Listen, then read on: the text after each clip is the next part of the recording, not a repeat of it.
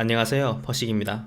자, 저희 팀이 드디어 뉴턴 브라더스 메인팜에 도착을 했어요. 도착하니까 확실히 입구부터 여기가 메인팜이라는 게 느껴지더라고요. 피터 농장 입구에는 뭐 간판도 아무것도 없고 입구가 그냥 흙길로 되어 있어요. 그런데 여기는 입구부터 정원이 가드닝이 엄청 잘 돼 있고 안에 들어가도 꼭 무슨 공원처럼 그렇게 잘 꾸며져 있더라고요. 그리고 농장 안에 직원들 휴게소도 있고 미팅룸도 있고 농장 입구에는 일꾼들이 기계로 체크인하고 체크아웃 해가지고 자동으로 시간을 기록해주는 뭐 그런 기계도 있었어요. 이 메인팜에서는 사과를 재배하고 피킹하고 그리고 피킹한 사과를 이제 왁싱이라고 있어요. 이제 사과를 윤기나게 만들어주는 작업이 있는데 이렇게 왁싱을 하고 패킹을 해서 상품을 출하하는 과정까지 이 농장에서 모두 다 하는 거예요. 여기는 사과가 메인 작물이긴 한데 플럼이나 체리, 아프리콧 같은 다양한 작물을 다 재배를 해요, 여기서. 그러니까 1년 내내 쉬는 시즌 없이 계속 365일 일 돌아갈 수 있게 그렇게 다 이제 시스템이 되어 있어요. 그만큼 여기가 서울주에서 알아주는 규모가 되게 큰 농장이었습니다. 그렇게 저희가 팜에 도착하니까 제렘이라는 매니저가 저희를 기다리고 있더라고요. 외모는 한 30살 중후반 정도로 보였는데 이 친구 인상이 어떻냐면 영국 드라마 셜록이라고 있어요. 그리고 최근에는 닥터 스트레인지라는 영화에 나온 베네딕트 컴버배치라는 그런 배우를 좀 많이 닮았어요. 그런데 그 배우는 인상이 되게 좋잖아요. 이 친구는 그 배우를 닮았는데 되게 쪼잔하고 소심해 보이는 그런 인상이었어요. 저희는 제레미를 쥐새끼라고 불렀어요. 쥐새끼. 어쨌든 거기서 위생교육 받고 간단한 동영상 인덕션 같은 걸 받은 다음에 그 다음에 일을 시작하게 되었습니다. 그렇게 초반에는 별 트러블 없이 잘 일을 했어요. 그렇게 일을 하다가 여기 농장에서 살고 있는 한국인 커플을 저희가 만나게 됐습니다. 이 농장 안에 보면 작은 코티지가 하나 있어요. 그 앞에 직원들이 운동할 수 있는 헬스장 같이 이렇게 꾸며져 있고 그 안쪽에 조금만 더 들어가 보면 거실이랑 방이랑 뭐 키친 같은 게 이제 꾸며져 있는 그런 쪼매난 코티지가 있어요. 그런데 그 코티지에 한국인 커플이 살고 있더라고요. 그렇게 그분들이랑 이야기하면서 좀 친해졌는데 그분들은 그 코티지에 주에 40불을 내고 살고 있대요. 호주에서 방값으로 주에 40불을 내면 물세, 전기세, 가스세 뭐 이런 거 빼면 거의 뭐 공짜로 사는 거나 마찬가지거든요. 그래서 어떻게 여기 이렇게 와서 살게 됐어요? 이렇게 물어보니까 퍼스 시티에서 랭귀지 스쿨을 다닐 때 거기 티처가 있었는데 그 티처 소개로 농장에 오게 된 거래요. 그런데 알고 보니까 그 티처가 이 농장 보스의 따님이었던 거예요.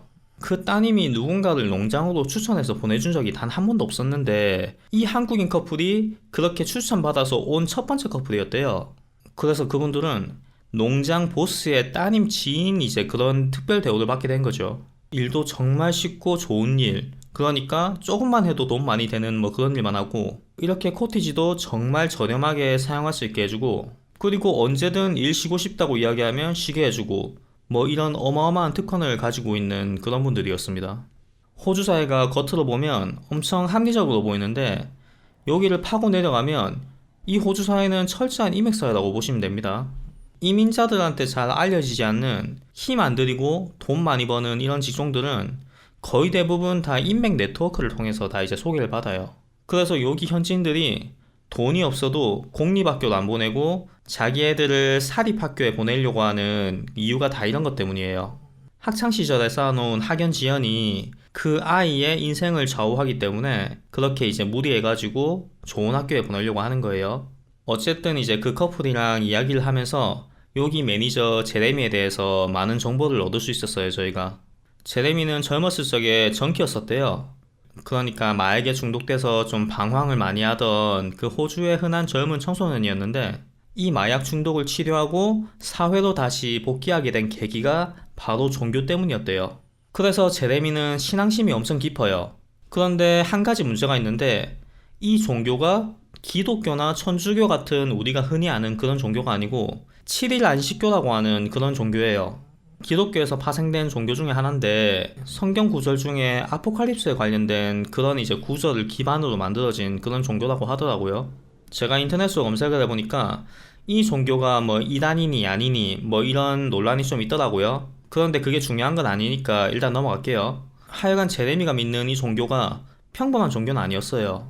어쨌든 이 매니저가 이 신앙심이 너무 깊다 보니까 일을 하면서 계속 애들한테 선교를 하는 거예요. 주말에 자기 집에 오면 먹을 것도 주고 성경 읽으면서 영어 공부도 시켜주겠다. 뭐 이런 식으로 계속 애들을 주말에 오게 만드는 거예요. 뭐 거기 가면 쿠키도 주고 뭐 이런 거 한다는데 저는 안 가봤어요.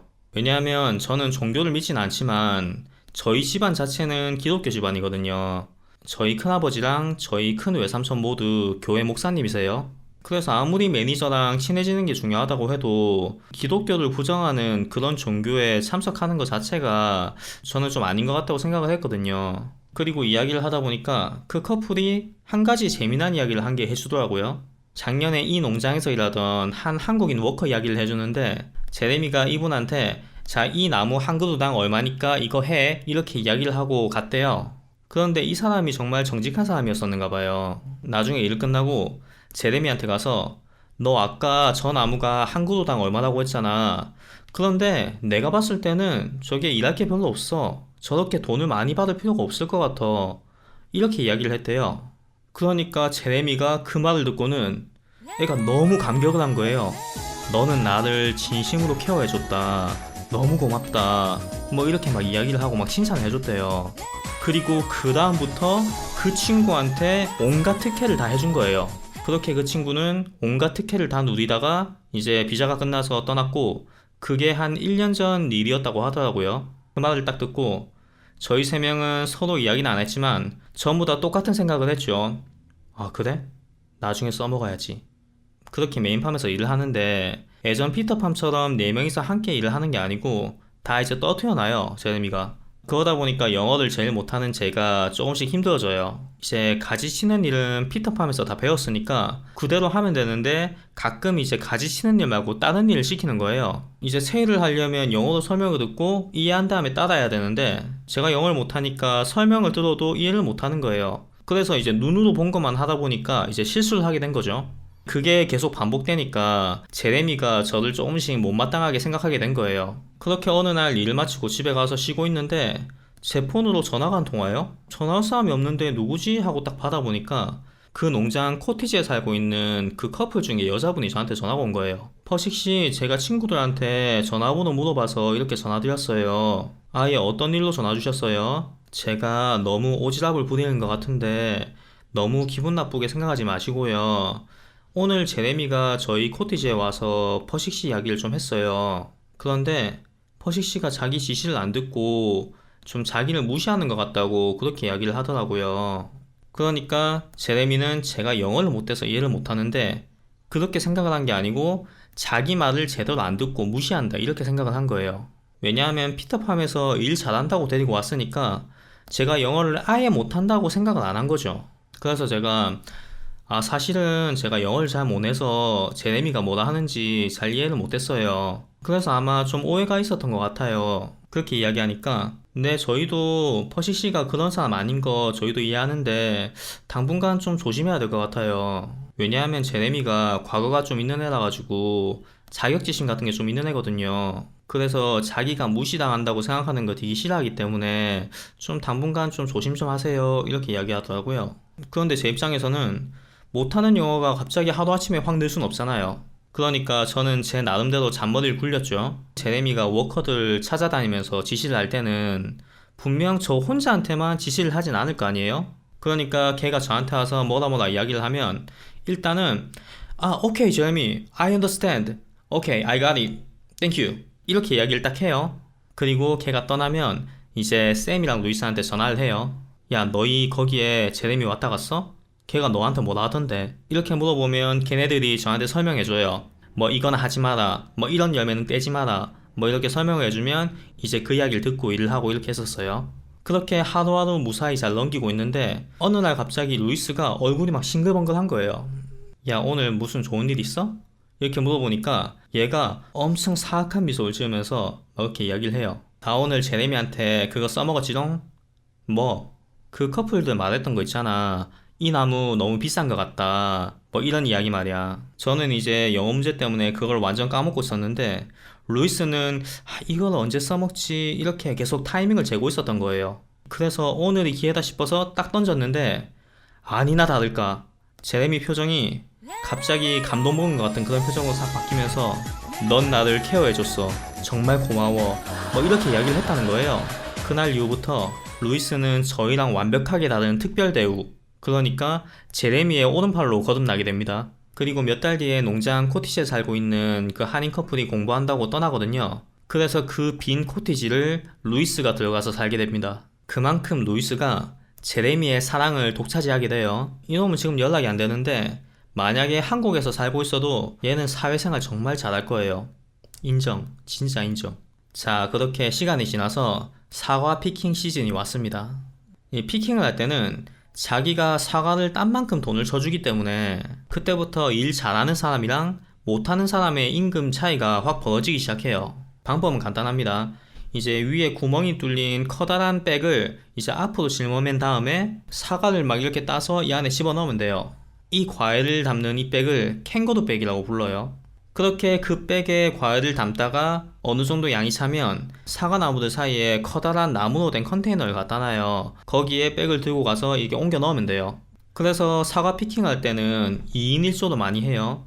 좌우로 나무가 있고 그 중간에 나무 컨테이너가 있기 때문에 좌우 한 명씩 이렇게 맡아가면서 조금씩 이제 피킹을 하기 시작하는 거죠. 보통 손발 멀쩡한 남자가 일을 하면 평균적으로 하루에 200에서 250불 정도는 벌 수 있어요. 그런데 맨치머 백팩에 예전에 격투기 대회에 나가려고 준비하고 있던 그 뉴질랜드의 마오리족 친구가 한 명 왔어요. 키가 거의 2m 정도 되고 막 몸이 근육질 막 이런 사람인데 이 친구가 오늘 하루 처음 일을 했는데 그날 800불을 벌었다는 거예요. 그게 막 입소문이 퍼져가지고 게스트하우스에 살고 있던 저희도 그 이야기를 듣게 된 거죠. 저희도 똑같이 그 일을 하잖아요. 그래서 야, 걔가 아무리 힘이 좋고 빨라도 말이 안 된다. 어떻게 2배도 아니고 3배, 4배 이렇게 벌 수 있냐. 뭐 이렇게 이야기를 했죠. 그런데 그 친구 그 다음날 바로 농장에서 잘렸어요. 왜냐하면 그 친구가 딴 사과가 전부 다 부르징이 난 거예요. 부르징이 한국말로 하면 멍이죠. 사과를 딸 때 절대 이 사과를 던지면 안 돼요. 딸 때는 이렇게 빨리 따더라도 놓을 때는 이렇게 조심스럽게 놔야 되거든요. 그렇게 안 하면 사과에 멍이 들어가지고 이 사과가 상품 가치가 조금 떨어져요. 그런데 이 친구는 돈을 많이 벌려고 막 사과를 딸 때도 막 이렇게 막 집어 던지고 옮길 때도 이렇게 막 뛰어간 다음에 확 묶고 이렇게 한 거예요. 그러니까 하루 만에 800불이라는 엄청난 대기록을 세우고 그 다음날 바로 잘린 거죠. 그렇게 그 친구가 잘리는 거 보니까 저도 조금 걱정이 되더라고요. 왜냐하면 처음에 제레미한테 좀 찍힌 게 있으니까 조만간 얘가 저한테 트집을 잡으려고 그렇게 올 것 같은 그런 느낌이 들더라고요. 아니나 다를까 며칠 뒤에 제레미가 저희 일하는 곳에 왔어요. 쌤이랑 제가 따고 있는 그 사과 컨테이너에서 사과를 한 개 딱 집어들더니 자를 한 개 딱 꺼내요. 그 자에는 구멍이 다 있는데 이게 사과 품종별로 사이즈 체크하는 그런 자예요. 그러니까 그 사과를 그 자에 쏙 넣었는데 이게 그 구멍에 통과를 하면 이 사과는 너무 작은 사과인 거예요. 그렇게 작은 사과는 피킹하면 안 되고 조금 더 클 때까지 이제 냅둬야 되는데 저희가 이런 작은 사과를 땄다는 거예요. 그래서 그 다음날부터는 작은 사과는 거들떠보지도 않고 그냥 막 넘어갔어요. 그러니까 그 다음날 제레미가 또 오는 거예요. 그러더니 또 자를 딱 꺼내요. 그래서 저희가 따고 지나간 나무에 가가지고 그 몇 개의 사과를 딱 이제 자에 대봐요. 그러더니 이거는 사이즈가 큰데 왜 안 따고 그냥 지나가? 이러는 거예요. 우리는 그냥 대충 눈대중으로 보고 따고 있는데 그 미세한 차이를 저희가 어떻게 정확하게 알아요? 그런데 정말 억울한 건 그렇게 사과 사이즈 가지고 트집을 잡는 거는 저랑 쌤밖에 없었어요. 거기에 저희 말고 다른 일본인 친구들도 있었는데 그 친구들은 거들떠도 안 보고 저희한테만 와서 그렇게 계속 잔소리를 하는 거예요. 나중에 알고 보니까 이 일본인 친구들은 그 주말에 열리는 제레미 성경학교 거기에 매주 참석하는 그런 친구들이었어요. 그러니까 걔네들은 터치 안 하고 우리한테만 와서 계속 이제 뭐라 하는 거죠. 아, 진짜 그렇게 소심하게 나오니까 원래 종교 행사에 안 갔는데 진짜 더 가기 싫어지더라고요. 그래서 그래 뭐 누가 이기나 해보자 이렇게 생각하고 저희는 사과를 딸 때마다 사이즈 다 확인해 가면서 그렇게 땄어요. 그래서 다른 애들 막 250불 막 이렇게 벌 때 저희는 하루에 150불 막 이렇게 벌고 이렇게 했었거든요. 왜냐하면 신중하게 하려면 속도가 느려지니까 그렇게 하루에 150불 이렇게 벌고 이렇게 했었어요. 그렇게 천천히 일하고 있는데 어느 날 제레미가 부두징이 잔뜩 난 사과를 딱 들고 오는 거예요, 저희한테. 이거 어제 너희가 땄던 컨테이너에서 발견된 그 사과야. 너희 이렇게 일하면 안 돼. 이러는 거예요. 그래서 우리 이렇게 일 안 한다. 너도 알지 않냐? 우리 엄청 천천히 하고 있는 거. 이렇게 이야기를 하니까 아니야. 너희들 거 맞아. 어제 내가 다 확인했어. 이렇게 이야기하는 거예요. 그런데 지금 눈앞에 저희가 해놓은 컨테이너에 사과가 잔뜩 담겨 있었어요. 그런데 거기 있는 사과를 가져온 게 아니고 자기 주머니에 있는 사과를 꺼내가지고는 이야기를 하니까 저희는 당연히 납득을 할 수 없죠. 그래서 저희도 이제 인내심의 한계를 조금씩 느끼고 있는데 그로부터 며칠 뒤에 제레미가 저희한테 와서 이렇게 말을 해요. 제가 그때 영어를 잘 못했는데 그래도 아직까지 그 문장은 정확하게 기억하고 있어요. Today is your last day. 그러니까 너 해고야. 내일부터 나오지 마. 이 말이었던 거예요. 아 근데 진짜 너무 화가 나더라고요. 저희는 걔가 계속 잔소리를 해가지고 어떻게든 그거 맞춰주려고 돈 버는 것도 포기하고 그렇게 천천히 했는데 결국에는 지 맘에 안 든다고 자른 거잖아요. 그날 집에 가서 쌤이랑 같이 막 제레미 뒷담화를 까고 있는데 갑자기 제 폰으로 전화가 와요. 전화를 딱 받으니까 그 농장에 살던 그 커플 중에 여자분이었어요. 퍼식씨, 제가 오지랖을 부리는 것 같은데 정말 죄송해요. 그런데 이걸 알려줘야 될 것 같아서 전화했거든요. 근데 어떤 일이세요? 오늘 제레미가 퍼식씨랑 쌤을 해고했다고 들었는데 그 이유가 두 분이 일하다가 싸웠대요. 그래서 그것 때문에 해고한 거래요. 이렇게 이야기하는 거예요. 이 뭔 개소리야! 처음에는 이게 무슨 소리인지 이해가 안 됐어요. 그런데 나중에 곰곰이 생각을 하면서 상황 정리를 해보니까 이제 저희들이 일을 하다 보면 이제 동갑내기 친구니까 막 장난을 해요. 바닥에 떨어진 못 쓰는 사과 같은 것도 집어서 가끔 던지면서 장난을 하고 그리고 막 서로 막 장난치면서 소리 지르고 막 이렇게 장난하거든요. 그런데 사과 피킹을 하면 그 나무 컨테이너에 사과가 점점 차잖아요.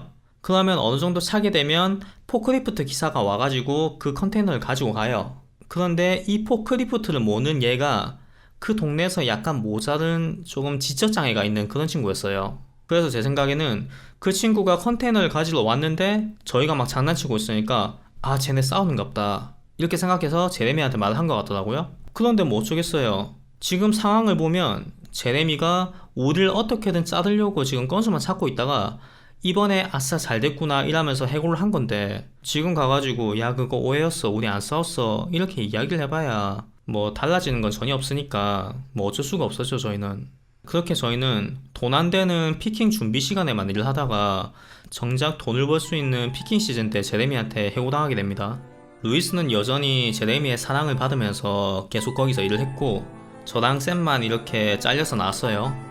처음에는 다른 농장 잡을 구하려고 다시 백팩에 들어갈까 생각도 했는데요. 저희가 백팩에 가니까 이제 이 맨지몹도 시즌이 시작되니까 그 일하려고 사람들이 엄청나게 많이 왔더라고요. 2편에서 말했던 그 도니부도 백팩처럼 수십 명이 대기를 하고 있는 상태라 가지고 저희가 지금 가면 몇 달 뒤에나 일을 할 수 있는 그런 상황이었어요. 워킹 세컨 비자 조건을 맞추려면 농장 지역에서 88일을 일해야 돼요. 그런데 저번에 말씀드린 것처럼 피킹 준비하는 기간에는 로스터가 막 뒤죽박죽이기 때문에 일 못한 날, 쉰 날, 퍼블릭 홀리데이 뭐 이런 거 다 빼고 나니까 한 30일 정도가 모자른 거예요. 그래서 이왕 여기까지 왔으니까 그 30일만 채워보자고 막 레주메를 돌리면서 그 주변 농장이랑 도시를 이제 돌아다니면서 알아봤는데 아무도 저희를 받아주지 않더라고요. 왜냐하면 다른 농장도 지금 시즌이 시작돼가지고 인력이 포화 상태인 거예요. 그렇게 계속 맨짐업 주변 이제 농장을 알아보다가 나중에는 그냥 자포자기 상태가 된 거죠. 그렇게 쌤이랑 같이 한 2-3주 정도 게스트하우스에 있으면서 호송세월을 보내고 있었어요.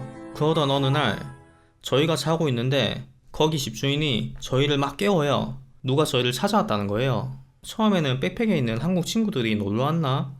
이 생각하면서 딱 나가봤죠. 그런데 아니나 다를까 그 앞에 피터가 딱 서 있는 거예요.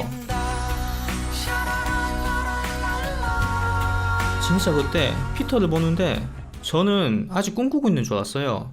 왜냐하면 피터가 저희가 이 집에 산다는 걸 알 수가 없거든요. 고용계약서를 쓸 때 주소를 백팩 주소를 해놨기 때문에. 그렇게 피터가 저를 딱 보더니 한마디 하는 거예요. Were you fucking sleeping? Holy shit, it's 10 a.m. Fucking rage boy. 그래서 시계를 보니까 진짜 아침 10시가 넘었어요. 저희가 백수다 보니까 밤에 잠 안 자고 딴짓하다가 늦잠 잔 거죠. 그렇게 한심하다는 표정으로 저를 한번 딱 째려보더니 지금 당장 옷 갈아입고 농장으로 와 이렇게 이야기하고는 휙 가버려요. 나중에 알고 보니까 저랑 샘이 메인팜에서 제레미한테 잘린 거를 피터가 어떻게 전해 들은 거예요. 그래서 저랑 샘이 걱정되니까 주변 사람한테 수소문해가지고 저희가 사는 곳 집을 알아가지고 여기까지 찾아오게 된 거죠. 그때 저희는 이제 더 이상 일 구할 방법이 없다. 그냥 뭐 다른 지역 가거나 아니면 퍼스 돌아가자. 뭐 이렇게 포기하고 있었는데 그때 피터가 갑자기 구세주처럼 딱 등장한 거예요. 그때 느꼈죠. 진짜 호주 사람이든 한국 사람이든 이 사람한테는 정이라는 게 존재하는구나. 저는 그때 진짜 감동 먹었어요. 왜냐하면 그 당시에는 워커가 넘쳐가지고 거의 포화 상태였어요. 그리고 저희가 피터팜에서 일을 한 지 한 달 반밖에 안 됐거든요. 그 이후에 2달이 지났는데 그걸 기억하고 저희가 걱정돼서 직접 와줬으니까 이 먼 땅 호주에서 아버지가 자식을 생각하는 그런 따뜻한 마음을 제가 피터한테서 그런 마음을 느꼈던 그런 날이었어요. 그렇게 저희는 뉴턴 브라더스 메인팜에서 해고된 지 2주 만에 다시 원래 일했었던 피터팜으로 복귀를 하게 됩니다. 자, 이후 이야기는 다음 편에 계속됩니다. 감사합니다.